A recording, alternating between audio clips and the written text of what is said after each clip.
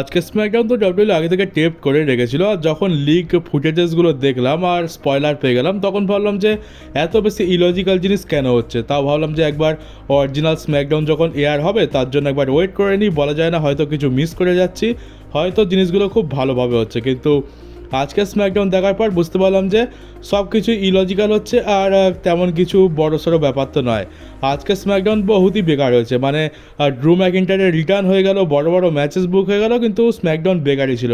কিন্তু একটাই ভালো জিনিস ছিল যে আজকে স্ম্যাকডাউনটা 2 ঘন্টার ছিল, এরপর থেকে আমরা 2 ঘন্টারই স্ম্যাকডাউন দেখতে পাবো আর এক্সট্রা 1 ঘন্টার টর্চার আমরা দেখতে পাবো না। তো শুরুতেই কোডি রোডসের সেগমেন্টটা দিয়ে কথা বলা যাক। তো এখানে আমরা কি দেখতে পেলাম, এত বেশি ইলজিক্যাল জিনিস তো আমরা এই আশা তো করিনি। কোডি রোডস আসে, কী বললো সেটা তো খুব একটা ম্যাটার করে না, কিন্তু র্যান্ডি অর্টন কী করছে? র্যান্ডি অর্টন আসে, আমরা ভেবেছিলাম যে র্যান্ডি অর্টনের পক্ষে কী করা সম্ভব। র্যান্ডি অর্টন হয়তো হিল টার্ন করবে কিংবা দুটো খারাপ কথা বলবে কোডিকে, কারণ এত বড় একটা ম্যাচ হেরেছে। আর যেভাবে আমরা র্যান্ডি অর্টনের বুকিং দেখেছি মনে তো হচ্ছে একটু হিল টার্নের দিকে যেতে পারে, কিন্তু কী দেখতে পেলাম এখানে র্যান্ডি অর্টন কোডি রোডসকে বলছে যে তুমি ঠিক সময় ট্রিগার পুল করে আমাকে হারিয়ে দিয়েছো নাইট অফ চ্যাম্পিয়ন্সে, এবার আমি চাই যে তুমি আমার হয়ে বদলা নাও জন সিনার থেকে। তুমি আমাকে প্রমিস করো যে তুমি সামার স্ল্যামেতে গিয়ে জন সিনাকে হারাবে আর চ্যাম্পিয়ন হয়ে যাবে। মানে এটা কীরকম র্যান্ডি অর্টন?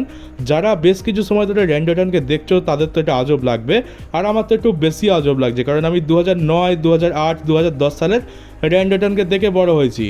তো এটা তো খুবই অস্বাভাবিক লাগছে র্যান্ডি অর্টনের তরফ থেকে। সাধারণত এখানে র্যান্ডি অর্টনের কোডির উপর অ্যাটাক করে পাঞ্চিং মেরে একদম হসপিটালাইজ করে দেওয়ার কথা, কিন্তু র্যান্ডি অর্টন এসে এত ভালো সাজছে, মানে এত ভালো হয়ে গেছে আমি তো বিশ্বাসই করতে পারছি না। বড়ই আজব লাগছে। র্যান্ডি অর্টন এত ভালো মানুষ তো একদমই নয়, আমি যত দেখছি তত বেশি অবাক হচ্ছি। তারপরে আছে ড্রু ম্যাকিন্টায়ার। তো ড্রু ম্যাকিন্টায়ার কী জন্য এসছে? ড্রু ম্যাকিন্টায়ার বেসিক্যালি আমাদের মনের মধ্যে যে কথাগুলো চলছে যে র্যান্ডি অর্টন আর কোডি কী করছে এগুলো রিংয়ের মধ্যে, সেগুলোই এখানে ড্রু ম্যাকিন্টায়ার বলে। ড্রু ম্যাকিন্টায়ার র্যান্ডি অর্টনকে বলছে যে আরে ভাই তুই কী করছিস এগুলো? তোর কি মনে নেই একটা সময় আমাদের রাইভালরি চলেছিল, তখন তুই হল অফ ফেমার লেজেন্ডস এদেরকে পাঞ্চিং মেরে তাদের মুন্ডু আলাদা করে দিতিস, তাদের উপর অ্যাটাক করতিস, সেই র্যান্ডি অর্টন কোথায় গেল? আমি তো এই র্যান্ডি অর্টনকে চিনি না। মানে বেসিক্যালি ড্রু ম্যাকিন্টায়ারও খুবই অবাক হয়ে রয়েছে। তো এবারে ড্রু ম্যাকিন্টায়ার পুরনো র্যান্ডি অর্টনকে জাগানোর চেষ্টা করে। সে বলে দেয় যে আগের র্যান্ডি অর্টন তো মরে গেছে, আমি যাকে চিনতাম এ তো সে নয়। আর কোডিকে বলে যে খুব ভালো কথা, তুমি নাইট অফ চ্যাম্পিয়ন্সে জিতে কিং অফ দ্য রিং হয়ে গেছো, এবার সামার স্ল্যামেতে গিয়ে তুমি জন সিনাকে হারাও আর তারপরে আমি তোমাকে হারিয়ে তোমার থেকে চ্যাম্পিয়নশিপ নিয়ে নেবো। বেসিক্যালি ড্রু এখানে র্যান্ডিকেই টার্গেট করে।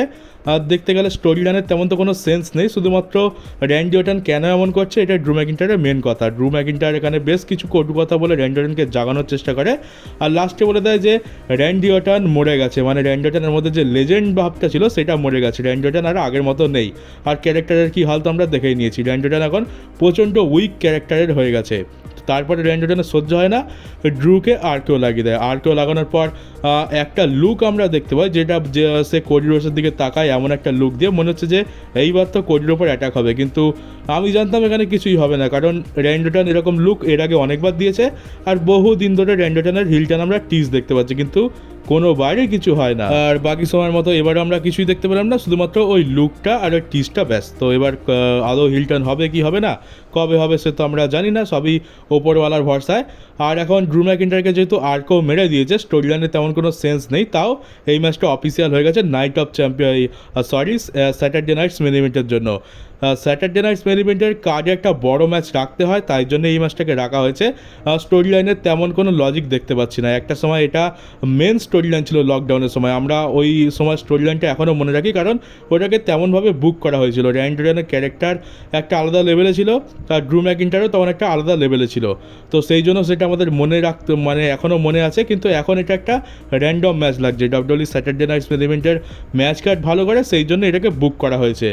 আর দেখতে গেলে এটা একটা অনেক বড় ম্যাচ, ডেফিনেটলি এখানে চ্যাম্পিয়নশিপের কোনো দরকার নেই। র্যান্ডি অর্টন ভার্সেস ড্রু ম্যাকিন্টায়ার একটা অনেক বড় ম্যাচ, কিন্তু পর্যাপ্ত পরিমাণে স্টোরি লাইন না থাকলে সেটাও ইউজলেস হয়ে যায়। আর এটা থেকে আমরা বুঝতে পারছি যে শুধুমাত্র ভালো ভালো ম্যাচেস রাখলে হয় না, স্টোরি লাইনও কেন বেশি ইম্পর্টেন্ট। এখন ড্রু ম্যাকিন্টায়ার ভার্সেস র্যান্ডি অর্টন বুক তো হয়ে গেছে, কিন্তু আমাদের মধ্যে তেমন কোনো ফিলিংসই আসছে না। তো আমি যেটা প্রথমে ভাবছিলাম যে অ্যাকচুয়ালি স্ম্যাকডাউনে এদের মধ্যে হয়েছে এটা কি এমনি কি র্যান্ডম একটা ম্যাচ বুক করে দিল, কোনো স্টোরি লাইন অ্যাঙ্গেল তো থাকবে। তো সেটার জন্য আমি স্ম্যাকডাউনটা দেখলাম আর দেখলাম যে না, যেটা ভাবছিলাম সেটাই, কোনো রকম লজিক নেই, কোনো রকম স্টোরি লাইন অ্যাঙ্গেলও নেই, জাস্ট একটা র্যান্ডম ম্যাচ বুক করতে হয় তাই করে দিয়েছে। তো বেকারই বলবো, কিছু করার তো তো নেই এখানে। আর যেমনটা আমরা দেখলাম যে অ্যালেক্সা ব্লিস আর শার্লেট ফাইনালি একসাথে হয়ে গেছে, তো এদেরকে একটা ট্যাগ টিমে দিয়ে দেওয়া হয়। এগেনস্টে ছিল চেলসি গ্রিনের টিম, আর এটা ছিল স্ম্যাকডাউনের তরফ থেকে এভলিউশনে যে ট্যাগ টিমটা যাবে তার কোয়ালিফাইং ম্যাচ। তো এটা তারা জিতে গেছে। ম্যাচের শেষে এরা দুজনে বেশ ভালো বন্ধুত্ব হয়ে গেছে, গলায় ভালায় মিললো। তো নতুন ট্যাগ টিম বানিয়ে বেশ ভালোই লাগছে পুরনো স্টারদের। আর এরা কোয়ালিফাই করে গেছে। এবার দুটো স্পট বাকি আছে, একটা টিম আসবে এনএক্সটি থেকে আর একটা আসবে র থেকেই। আর আজকে পুরো স্ম্যাকডাউনটা এভলিউশনের উপরই ফোকাস ছিল। তো কি হয় যে যেমনটা বলেছিলাম যে ট্রিস স্ট্র্যাটাস আসবে, তো ট্রিস স্ট্র্যাটাসকে একটা দেখতে পেলাম। টিফিনি আসে, টিফিনির পরে আজকে জেড কার্গিলও আসছে, কিন্তু জেড কার্গিল কেন এলো কী জন্য এলো আমরা জানি না। জেড কার্গিলের তো কাজ সামার স্ল্যামেতে সে তার ক্রাউনটা নিয়ে আসে, সে কুইন অফ দ্য রিং জিতে গেছে, আর বেসিক্যালি সে এখানে টিফনিকেই চ্যালেঞ্জ করবে এটা সে বুঝিয়ে দেয়। তো জেড কার্গিলের তেমন কোনো কাজ ছিল না, কিন্তু জেড কার্গিল এখানে টিফনি সব কিছু সাইডে রেখে এটা বলে ফ্যান্সদের যে আমার কাছে তোমাদের জন্য একটা সারপ্রাইজ রয়েছে। আর সারপ্রাইজটা কি, সেটা হচ্ছে ট্রিস স্ট্র্যাটাস। আর ট্রিস স্ট্র্যাটাসই তাকে এভলিউশনে ফেস করতে চলেছে, আর চ্যাম্পিয়নশিপের জন্যই ম্যাচটা হবে। তো এটা আমাদের জন্য নাকি সারপ্রাইজ। আর ট্রিস স্ট্র্যাটাস এখানে বলে যে আগে ওমেন্স ডিভিশনকে অতটা পাত্তা দেওয়া হতো না, অতটা আমাদের অধিকার ছিল না, এখন আমাদের প্রিমিয়াম লাইভ ইভেন্ট এসে গেছে, আমরা শোতে সুযোগ পাচ্ছি। তো কি আর বলবো, আগেকার যুগে ট্রিস স্ট্র্যাটাস আর লিগা ছাড়া তেমন কোনো বড় স্টার তো ছিল না, তো কি বা এদেরকে বুক করবে। আর এখনও যে খুব বেশি সম্মান করা হয় সেটা তো নয়, ম্যাচেস বুক করা হয়, কিন্তু উমেন্স ডিভিশনের হাল কি সেটা তো আমরা খুব ভালো করে জানি। তো শুধুমাত্র লোক দেখানো সম্মান, এছাড়া আর কিছুই নয়। আর আজকের আরেকটা ডিসঅ্যাপয়েন্টিং জিনিস দেখতে পেলাম, এটা দেখতে তো প্রথমে ভালো লাগছিল, কিন্তু পরে বুঝলাম যে না, খুবই খারাপ জিনিস। এখানে আমরা হোয়াইট সিক্সের 4টে মেম্বার ইনক্লুডিং আঙ্কেল হাউডি, সাথে আমরা আরেকটা টিমের ম্যাচ দেখতে পাই। এটা ছিল যে কটা ট্যাগ টিম আছে তাদের প্রত্যেক থেকে একটা করে মেম্বার নেওয়া হয়েছে। এখানে আমরা মন্টেসফোর্ডকে দেখতে পাই, তারপরে মোটর সিটি মেশিন গানের থেকে একজন ছিল, হাম্বাটো কারিও ছিল, আরেকজন ছিল সে হচ্ছে জনি গার্গানো। তো এটা একটা আলাদাই ট্যাগ টিম তৈরি হয়ে গেছে। এদের সাথে আঙ্কেল হাউডির টিমের ম্যাচ হয়, তো হোয়াইট সিক্স জিতে যায়। আর সত্যি কথা বলতে হোয়াইট সিক্সের মধ্যে আর সেই ব্যাপারটা নেই, ভুতুরে ক্যারেক্টার ওটা পুরোপুরি শেষ হয়ে গেছে। আর ট্রিপল এইচ শুধুমাত্র বড় বড় মানে মনস্টারদের ভালো করে বুক করতে পারে না এমনটাই। এখন এটা স্পষ্ট দেখতে পাচ্ছি যে মনস্টারের সাথে সাথে এটা ভুতুরে ক্যারেক্টারকেও ঠিক করে ইউজ করতে পারে না। হোয়াইট সিক্সের একটা বলতে পারে একটা বড় লেগেসি ছিল ব্রে হোয়াইটের তরফ থেকে, যেহেতু হোয়াইট সিক্সটা এসেছিল ব্রে হোয়াইটের ভিশন নিয়ে, তো সেইটা পুরোপুরি শেষ হয়ে গেছে। এটা শুধুমাত্র কতগুলো মাস্ক পরা মানুষ ছাড়া আর কিছুই নয়, কোনো অরা নেই, কোনো স্পেশাল কিছু নেই, শুধুমাত্র একটা ট্যাগ টিম বাস, আর কিছুই নয়। হোয়াইট সিক্স পুরো বরবাদ হয়ে গেছে, আর ট্যাগ টিম ডিভিশন তো আগে থেকে বরবাদ ছিল। আর আমার মনে হয় না যদি হোয়াইট সিক্সকে ট্যাগ টিম চ্যাম্পিয়নশিপ দিয়েও দেওয়া হয় তাও কারোর কিছু যায় আসবে। আর ব্যাকস্টেজে নেওমি জেড কার্গিলের উপর অ্যাটাক করে দেয়, তাই জেড কার্গিল ভার্সেস নেওমির ম্যাচটাও অফিসিয়াল হয়ে গেছে এভলিউশনের জন্য। আর সেথ রলিন্সের সাথে সাথে এখন নেওমিরও custom money in the bank briefcase চলে এসেছে। আর এই প্রথমবার মনে আমরা মেল ডিভিশন আর ফিমেল ডিভিশন দুটোতেই একসাথে custom money in the bank দেখতে পাচ্ছি। তো এইটা তো আমার খুবই ভালো লেগেছে ডিজাইনটা। সেথ রলিন্স আর নেওমি দুজনের ক্যারেক্টারের উপর বেস করেই তাদের মানি ইন দ্য ব্যাংক ব্রিফকেসটা ডিজাইন করা হয়েছে, যেটা সত্যি খুবই ভালো লাগছে দেখতে। তো এবার আসে মেন ইভেন্ট, জেকব ফাটু আর জিমি উসো এক টিমে, আরেকদিকে ছিল আমাদের জেসি ম্যাটেও, গোল আলু আমাদের, আর সোলো সিকোভা ইউএস চ্যাম্পিয়নশিপ জেতার পর তার ক্যারেক্টারটা তো একদম পুরো ইউটার্ন মেরে নিয়েছে, মানে সোজা ক্যারিয়ারের গ্রাফ নিচের দিকে যাচ্ছিল, পুরো ইউটার্ন মেরে ওপরের দিকে চলে গেছে। এই ম্যাচে ডিস্ট্র্যাকশন খুবই ছিল, এখানে রিং সাইডে তো পুরো ফ্যামিলি মেম্বাররা ছিল। আর এখানে কি হয়, জেকব ফাটু ফাইনালি সোলো সিকোভাকে হারিয়ে দেয়। এখানে জেকব ফাটু সোলো সিকোভাকে পিন করেছে, কিন্তু তারপরে কি হওয়ার ছিল সেটাই হলো, এখানে পুরো ব্লাড লাইন এসে অ্যাটাক করে, রিং সাইডেই তো ছিল, তো ম্যাচ জেতার পরেই অ্যাটাক হয়ে যায়। তো জিমি উসো তো শুধুমাত্র নামমাত্র রয়েছে, ওকে তো মেরে সাইডে করে দেওয়া হয়। আর জেকব ফাটুকে হিকোলিও খুব অ্যাটাক করে, আর হিকোলিও নামটা বলতে খুবই প্রবলেম হচ্ছে, কারণ এখন হিকোলিওর নাম হচ্ছে টালাটোঙ্গা। খুব কষ্টে আমি হিকোলিওর নামটা মুখস্থ করেছিলাম, আর এখন টালাটোঙ্গা করে দিয়েছে। তো টামাটোঙ্গা আর টালাটোঙ্গা খুবই গুলাচ্ছে। তো টালাটোঙ্গা আর সবাই মিলে জেকব ফাটুকে চাগিয়ে অ্যানাউন্সার টেবিলের উপর মেরে ভেঙে দেয়। তো এইরকমই হয় যখন তুমি হিল থেকে ফেস হয়ে যাও। এতদিন হিল ছিল, কত সুন্দর বুকিং পেত, আর এখন ফেস হয়ে গেছে, এখন মার খেতে হচ্ছে। আর এর সাথেই স্ম্যাকডাউন শেষ হয়ে যায়। তো খুবই সাদামাটা স্ম্যাকডাউন ছিল, তবে ভালো জিনিস এটাই যে আমরা 2 ঘন্টা শো দেখতে পেয়েছি, যার মধ্যে আধ ঘন্টা ছিল কমার্শিয়াল ব্রেক। তো 1.5 ঘন্টার মধ্যে সব কিছু মিটমাট হয়ে গেছে, বেশি টর্চার সহ্য করতে হয়নি। আর এবার কিছু নিউজ নিয়ে কথা বলা যাক। তো যেমনটা বলেছিলাম যে কোডি রোডসের সাথে কথাবার্তা চলছে যে সে স্ট্রিট ফাইটার মুভিতে একটা রোল করবে, তো সেটা এখন পুরোপুরি কনফার্ম হয়ে গেছে। আমরা রোমান আর কোডি দুজনকেই ওই মুভিটাতে দেখতে পেতে চলেছি। এমনিতে তো রোমান আর কোডির ফ্যান্সরা সবসময় লড়তে থাকে একে অপরের সাথে, কিন্তু এবার কি করবে, এরা তো দুজনে এখন একসাথে সিনেমা করছে, তো এরকমই হয়, আর দুধে আমে মিলে যায়, আর আঁটিগুলো গড়াগড়ি খায়, আর এখানে আঁটি হচ্ছে ফ্যান্সরা।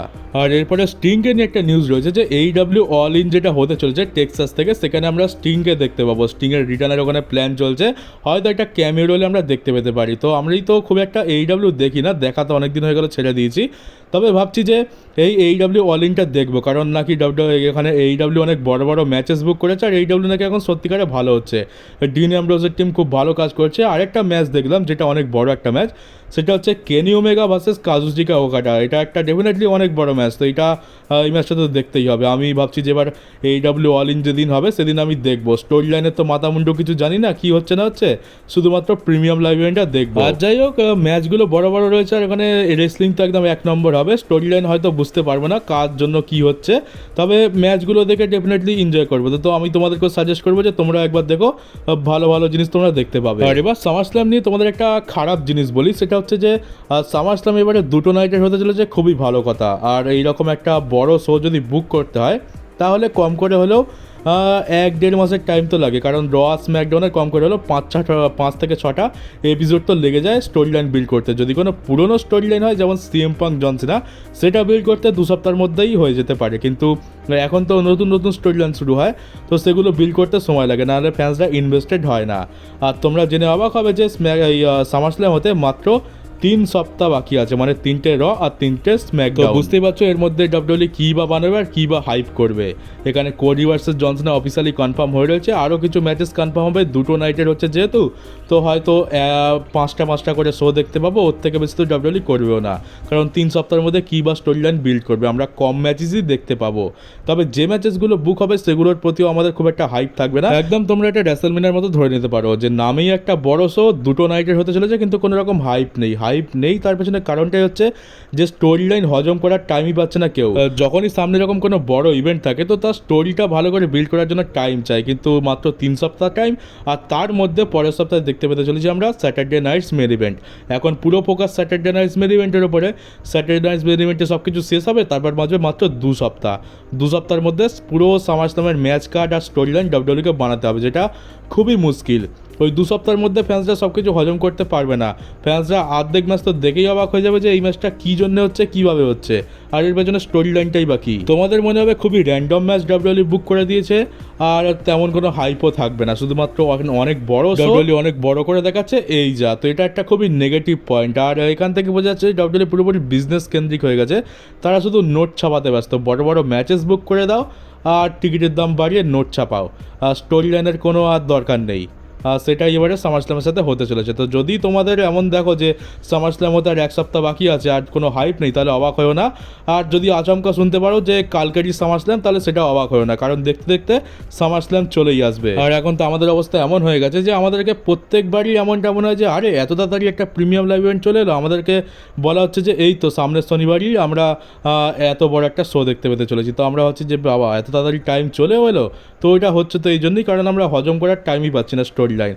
আর তার মধ্যে ডাব্লিউডব্লিউ একটার পর একটা বড় শো করে টাকা ছাপিয়ে যাচ্ছে, কারণ র স্ম্যাকডাউনের থেকে এই সমস্ত প্রিমিয়াম লাইভ ইভেন্টে বেশি টাকা টিকিটের দাম, তো সেইগুলো ঘন ঘন করালে তাদের বেশি লাভ। তো জানি না মাত্র 3 সপ্তাহের মধ্যে কী করে সামার স্ল্যামের মতো একটা বড় শোকে ডাব্লিউডব্লিউ বুক করবে। বুক তো করে দেবে, কিন্তু ফ্যান্সদেরকে হাইপ কী করে করবে, আমাদের ইন্টারেস্ট জাগাবে কী করে, এটা একটা অনেক বড় প্রশ্ন হয়ে যাচ্ছে।